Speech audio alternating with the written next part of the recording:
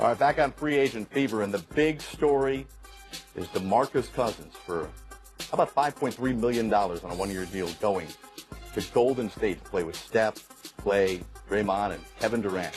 Well, it's not $23 million for 1 year, but J.J. Redick was cool to return to Philly for one more year at just $13 million. Redick, a huge part of the resurgence by the Sixers this past year. It was a busy day two of free agency around the association, not just Cousins and Redick, but the Clippers.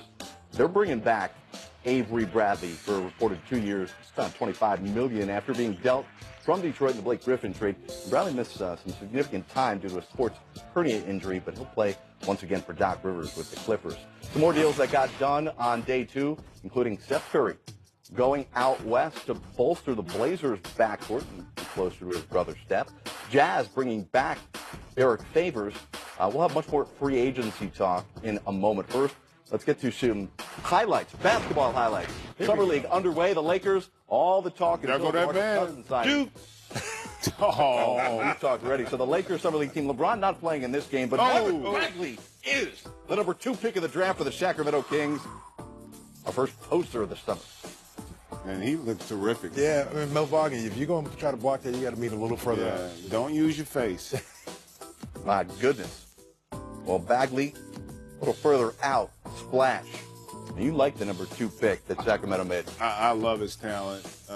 You could make an argument he's the best player in the draft. I mean, that kid has got a chance to be special. Talk about the Lakers being three-point shooting. How about the big fella, Bull Bogner? No, he could knock it down. He had 23 points. De'Aaron Fox coming back for his second season, and you always see it here, guys. The second-year players at Summer League look like they're on a different level. They are. They've had a full year of NBA tutelage, playing with tremendous confidence, and it's nice to see De'Aaron Fox looking really good in his second go-round. Josh Hart beating the buzzer to end the second. Hart had 23 points. More from De'Aaron Fox, who had 23 points, Billy. Well, I like it, this kid. The one thing is, playing in this, he's playing with lots more confidence, a lot more better pace than he did during the regular season. Fox, then Frank Eason misses, but Bagley gets the rebound, puts it in. Bagley, 18 points, 6 rebounds, and all right, I guess the Kings won the draft, huh? Well, the one thing is, he turns in and goes with that left hand, and so they're going to scout that out. Well, plenty of time to talk about the Kings, but with LeBron going to the Lakers, and we got a little sample there of what some of those young guys that the Lakers have picked up over the last couple of weeks will look like with Wagner here. But you look at this roster here, and we talked about adding Rondo and Stevenson, the ball handlers. But, guys, let's talk about what this means for Lonzo Ball. G.A., you had mentioned you think that, he can make it work. First, I want to get your thoughts here on there's some thought here that the Lakers are piling up all of these assets here to make a move, whether it's for Kawhi, but maybe they'll look to move Lonzo Ball. I think they're very happy with Lonzo Ball as a player. I've talked to the people there. They love the kid as a player. Now, granted, let's have perspective. Now their whole philosophy has shifted. They just signed LeBron James. Now they're thinking championship. This was a similar dynamic to what Cleveland was going through when they hired David Blatt before LeBron signed on to come back. He went there to develop young talent. All of a sudden, he's got to try to win a championship. So that's the dynamic that this Laker team finds himself in now. Now they're going to start trying to push toward a championship. Lonzo Ball's going to play if healthy, and I think he's going to have a year. But what this is going to do, one, Rondo can be a mentor to him. Two, Rondo's going to push him because Rondo's going to want to play. He's on a one-year deal. Right. And three, it's going to expedite their learning curve for all these young guys, for Kuzma, for Ingram. They're all going to have an opportunity to still be a part of the future. But if they don't feel as an organization that these guys are going to be at the point where we can win a championship in 2 years, then I could very well see them maybe making a move to go in a different direction. But I don't think they're going into it with the mindset that they're not a part of our future. They just want that future to be now.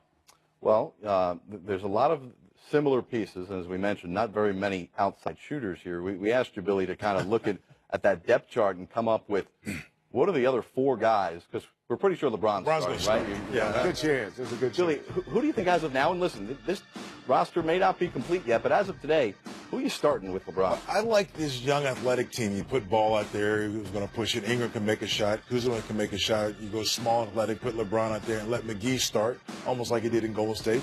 Maybe the first 4 minutes and you bring guys in, because then you come off the bench. If the young guys aren't doing it, you come off the bench with guys like Stevenson. You come off the bench with Rondo.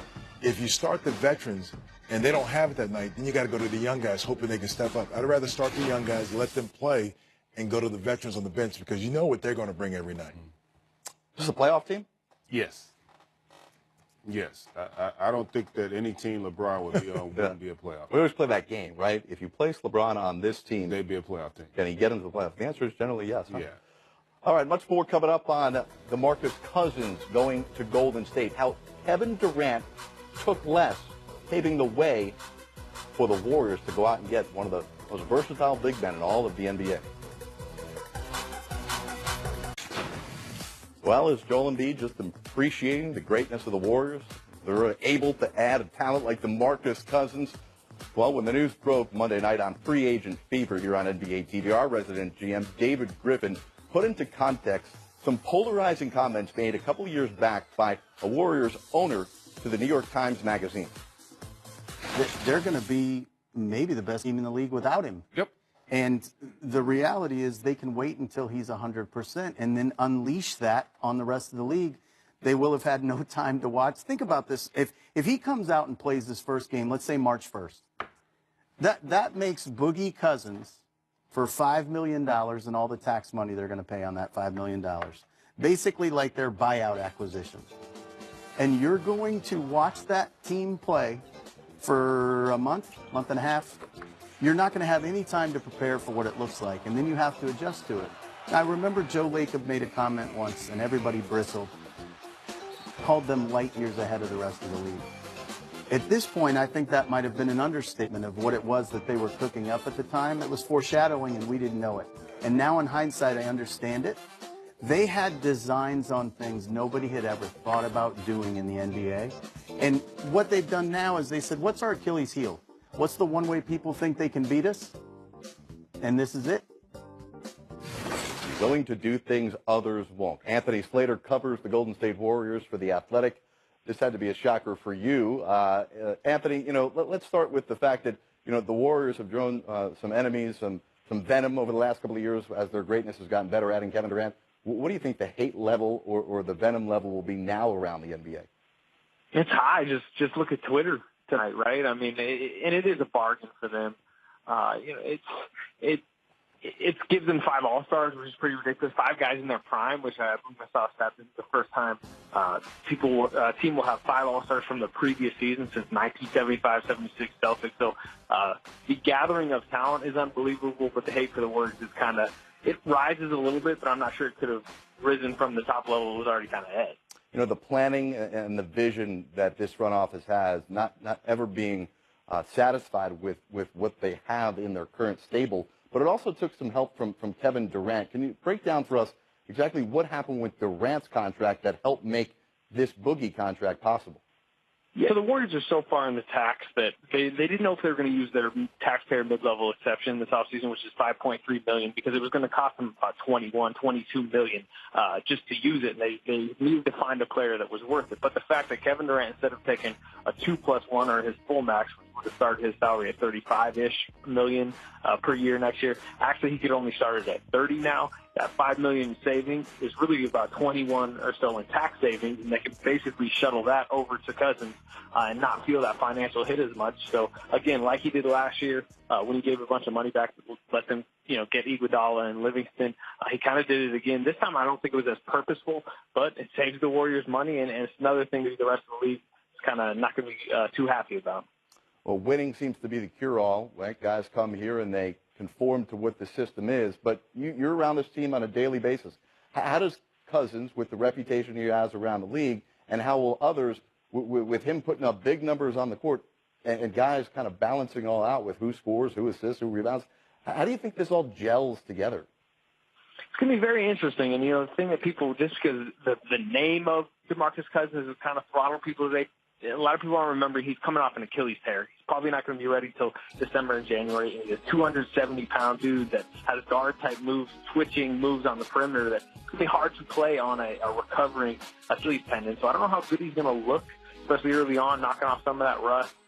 He's never played with this much talent. There's nobody really who's ever played with this much talent. So he's a 25-point-per-game scorer in his career. What if he's only getting, 13 and, he's kind of more in the second unit, and then he's never played high-level playoff basketball? What about him in a Rockets series where, maybe Houston's trying to isolate him, and maybe the Warriors, instead of having him on the court, want Andre Iguodala for defensive purposes? How does he handle that type of stuff? It's all going to be very interesting, but at the same time, they have not had an offensive talent in the center spot at all. They had 4 combined threes from their 6 centers last year. And DeMarcus Cousins had 124 himself last year in 48 games. So it's potentially unbelievable, the pick and roll options, all the different stuff they could do. But it's going to take time to gel, especially with him coming off the injury. Yeah, are they done now in the Bay Area? Or who done? Well, they still got 3 roster spots they're going to want to give. They really need wings. They only really got 3 wings because they're guard heavy, and they still got the big man spot. And they don't have any money. They're basically just going to need to go bargain shopping for some veteran minimum wings. All right, Anthony Slater from The Athletic breaking down how the Warriors were able to get DeMarcus Cousins to the Bay. Thanks so much, Anthony. Read his work on The Athletic. Much more to come on this edition of Free Agent Fever. What's the latest on the Kawhi Leonard rumors? Can the Lakers get him? What about a team in the Eastern Conference? Plus, Summer League is underway. We'll get you a matchup between the 4th pick and the 5th pick of the 2018 draft. Jaren Jackson goes up against Trae Young from Utah. CK. All right, let's get you more Summer League highlights. We got 4 versus 5 of the 2018 NBA draft. Jaren Jackson Jr., Trae Young. It is the Hawks with Trae Young, and Jaren Jackson is on Memphis. And Trae Young airballed his first three-point shot. Not a good start. I thought Trae Young played for Memphis because the guy from Memphis was the one dropping them 3. Oh, my goodness. And Trae Young, rough start, 0 for 9 in the first half from the field. Well, I think it's a big adjustment for him because there's bigger length. Guys are jumping out. Guys are going at him because they saw what he did. They saw he was able to score. And the one thing I will say about him is I look more at the shot selections. If he's getting the shots he wants, I think he's going to be fine. But that's the dude that was the shooter. How about the big fella going outside? He can shoot it, man. Jaren Jackson. The Hawks passed up on this guy, right? I love his size. I love the fact he can shoot, and he's gotten confidence in his abilities. Well, Jackson was just tremendous. Memphis up at the half. See, like that shot there, he's getting his shots, Yeah. and he can shoot. Well, Trae Young he'll was be just fine. 1 of 11 from downtown. He would take it inside, get the pretty reverse lay in there.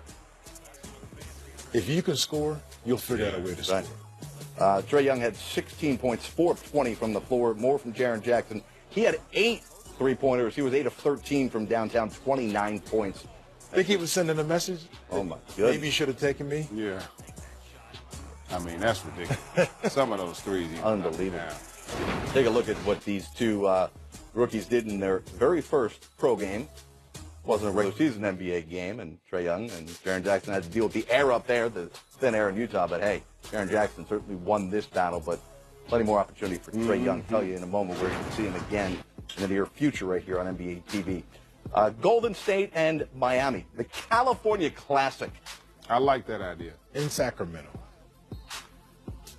Here's Bam Adebayo, another second-year player. Going right at Jordan Bell, another second-year player. Bam Adebayo there, the bucket and the foul. He had 14-14. Derrick Jones. Oh! That's that former running rebel, baby. Oh, okay. Pogo stick. Okay. That dude is one of the most freakish athletes I've ever seen. He had 24 in the Summer League opener at the Cali Classic. Warriors, Jordan Bell, some defense. Jordan Bell not with the offense. Didn't he do that during his rookie year, and he actually put it down? But yeah. He's done that a few times. In a game. That's Risky what you know. move. Hey, I don't he know. played in the finals. We got a ring. I don't know I if can Shaquille O'Neal talk. was looking to see if he was looking Duke. like Jack in the Pool plays. More Duke guys, that's right. Not this guy. He went to Miami. Lonnie Walker. Man. The Grayson Allen for the Jazz. Lonnie Walker for the Spurs. Allen getting it up to Tony Bradley, who had 11-11. Derek White. He hits the 3. He had a team high 22. He was on something in this one. You were into this one. Yeah, man. It's exciting because with free agency and in the rookie class, Look, we're not the only ones into it. Donovan Mitchell watching Grayson Allen. More from Allen. Jazz up big. Interesting pickup here by the Jazz. But I like him, the fact I think he's going to a great situation where Quinn Snyder will let him fill out the offense. Another Duke guy. He only mentioned Duke guy. Exactly. But it's the only guys he watches. Lonnie Walker, 3 of 17 from the floor. Grayson Allen, 4 of 16 from the field. 11 points. Flirted with a triple-double, 7 assists, 8 rebounds. We've got 3 more Summer League games for you on Tuesday. Hawks and Spurs, starting at 7 o'clock Eastern, 4 o'clock Pacific. And, of course, make sure you tune in to us right here on Free Agent Fever as soon as the Summer League action wraps up out west. Well, what is going on with Kawhi Leonard? We heard from Jabbar Young, who covers the Spurs for the San Antonio Express News, for the most up-to-date rumors on where he is or is not going. I think as long as Kawhi Leonard is in the San Antonio Spurs' property, he's under contract. As long as he hasn't been traded yet, there's always some hope that things can be repaired. Obviously, he's probably being kept, in the loop as far as what the Spurs are going to probably be trying to do in regards to trying to trade him, which he's requested. But at the same time, they're also sending signals like, listen, we still want to work this out. So if we get down to the wire and all of a sudden, Kawhi, you have a change of heart, let's sit down, let's talk, let's try to work it out. And I think also Kawhi has to also, in his head, he has to be prepared to possibly come back here for another season, because if the Spurs don't find a deal that's good enough for them, they don't pull that trigger. And I don't blame them for not pulling that trigger. It has to be a win-win for both parties. It just can't be a one-sided thing. Kawhi Leonard is under contract. Kawhi Leonard is a superstar player. The Spurs are not going to give him up for anything. And so he has to honor that deal. And I don't think he'll sit out. I know all that, the rumblings have been sitting out. I don't think that's going to happen. So, again, as long as he's in the Spurs program, as long as he hasn't been traded yet, there's always room for things to be worked out, even if it's slim. When training camp comes around, I believe Kawhi Leonard is going to be 100%. Again, I don't see him sitting out. I don't think he'll use that tactic to do that. It will diminish his value significantly, and he understands that. So I don't think that's the case at all, unless the injury is that bad again. And then if it's that bad, then also you diminish your value, and also people start to look at this and say, wait a minute, maybe the Spurs were smart to not give him that max contract. Maybe the people were smart to not give up all these assets. So again, I don't think Kawhi uses that. I think he will be 100% come training camp with any team that he's with.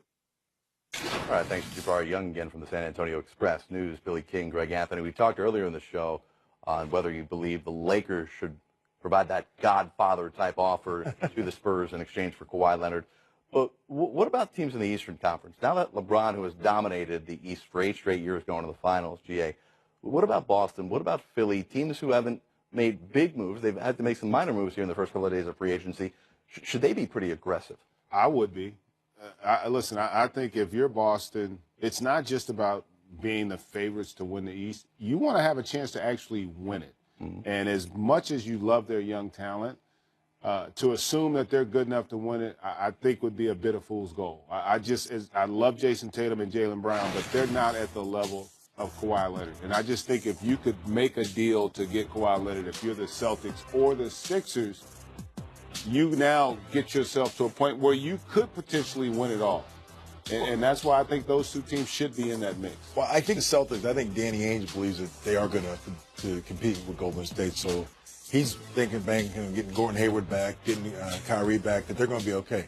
I think the Sixers are a team that need that piece. They need Kawhi Leonard to go along with Simmons, to go along with Embiid. So for them, I think it makes much more sense because you add that piece, and Brett Brown coached him, so he knows him, right. And maybe he stays there, and now you've got those three to go long term. So I think it's more apparent for the Sixers, but I think they can't give away so much, and he leaves and hurts their franchise. So that's one thing I think. There was a report out there, I think, where they're asking 3 first-round picks from the Sixers. And right. To me, I don't think they do that. So I think both teams are going to be patient because both of them know that they're on the cusp. Sixers made the second round. Boston thinks we got that far without Kyrie and Gordon Hayward, so we're going to be good. See, I disagree with you on this, though, Billy, because if I'm Boston or Philly, it's just like when you made your deal for LeBron. If I get Kawhi Leonard on that Sixers roster, those first-round picks aren't lottery picks. Yeah. They're late first-round picks. I can withstand that for 3 years. Right. My core, he would be my oldest, best player at 27. Right. My other 2 guys are early 20s. I can live with that deal. And if again, those 3 picks may not ever resort in a player of the caliber, and it won't allow you to compete for a championship today. And I have the same scenario with Boston. Boston has a really, really good team, but with Kawhi and Gordon Hayward, with Kyrie and Gordon Hayward coming back, they're still going to have to shuffle that lineup some. And now they're going to go in with a different mindset. They're going to have the expectation factor over their head. They're not going to be the really good story anymore. And when you have expectations, things change. You see teams differently now. I just think if either of those teams has a chance to pull the trigger, I think you almost have to. I think he could be a difference maker. Now, the question is, can you re-sign him? That's the bigger issue. Didn't Paul George owe us something? Right? Well, yeah, but Paul George is Paul for the George. Lakers, right. And also, Paul George never said he was going to L.A. That's what all the speculation was. And again, same thing with Kawhi Leonard. I haven't heard. He said he liked it, but I never heard him say, "I'm going to L.A." I've never heard that. But he said his dream was to play in L.A., right? But also, I think the difference is Oklahoma City was a team that, they had been winning for a long time. So the culture was already set of a team that been to But doesn't a team like Boston have to believe in their culture to say that if we give up a lot to get Kawhi, we can use these 12 months as a recruiting pitch as opposed to maybe one phone call in free agency? Yeah, but I think Boston feels they've got all these pieces there, so they don't have. The Sixers, on the other hand, to give up 3 picks, and also you're going to give up some players. Right. Sarge and like that. So to me, that's a lot, especially if you know he's not going to stay. Well, that's the issue. If I got a guarantee that he's going to re-sign, if I'm Philly, I could absolutely make that deal. Well, stay tuned. It's been a busy start to free agency. We 2 may first get rounders. ourselves two. Give them the Miami 2021. That Miami pick in there. There you go. 17. Well, LeBron James is off to L.A., but what's left behind in Cleveland? Kevin Love is still there. Should Kevin Love be dealt, or should the Cavs bring him back? Did you say the logo's still there?